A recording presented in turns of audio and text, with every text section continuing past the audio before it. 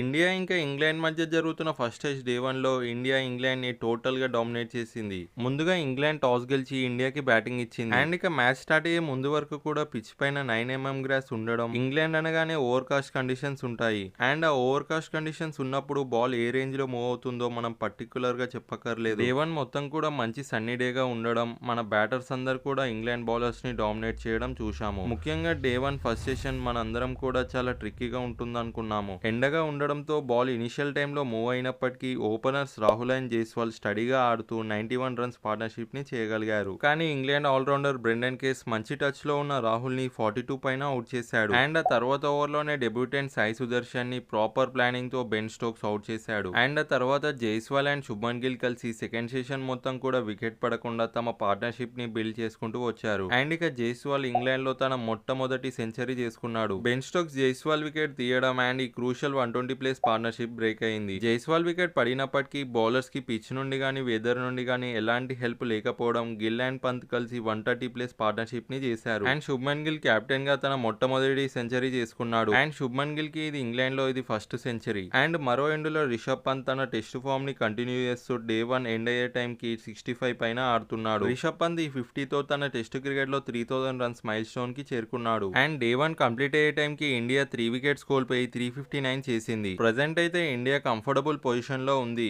ఇంకో 150 నుండి 200 గానీ యాడ్ చేయగలిగితే ఈ టెస్ట్ మ్యాచ్ కూడా ఇండియా గెలిచే ఛాన్సెస్ కనిపిస్తున్నాయి. అండ్ టీమిండియాకి లాంగ్ సిరీస్ లో ఈ యొక్క ఫస్ట్ టెస్ట్ మ్యాచ్ విన్ అవుతే మాత్రం పాజిటివ్ సైన్ తో ఈ యొక్క సిరీస్ స్టార్ట్ చేసినట్టు అవుతుంది. సో దాంతో ప్లేయర్స్ అందరు కూడా కూల్ అండ్ కామ్ గా తమ పర్ఫార్మెన్స్ ని మిగతా టెస్ట్ మ్యాచ్ల్లో చూపించగలుగుతారు. అండ్ డే 1 మాత్రం ఇండియా ఇంగ్లాండ్ ని డామినేట్ చేసింది. అండ్ డే 2 కి కొద్దిగా వర్షం పడే ఛాన్సెస్ ఉన్నాయని వెదర్ రిపోర్ట్ చెప్తుంది. సో దాంతో వర్షం పడినా నెక్స్ట్ వచ్చే బ్యాటర్స్ అందరు కూడా క్విక్ ఫైర్ ఇన్నింగ్స్ ఆడతారు. అండ్ డే 1 లో మిమ్మల్ని బాగా ఇంప్రెస్ చేసిన ప్లేయర్ ఎవరో కామెంట్ లో చెప్పండి. అండ్ ఈ వీడియోలోని కంటెంట్ నచ్చితే లైక్ చేసి మరింత ఇలాంటి కంటెంట్ కోసం ఛానల్ ని సబ్స్క్రైబ్ చేసుకోండి.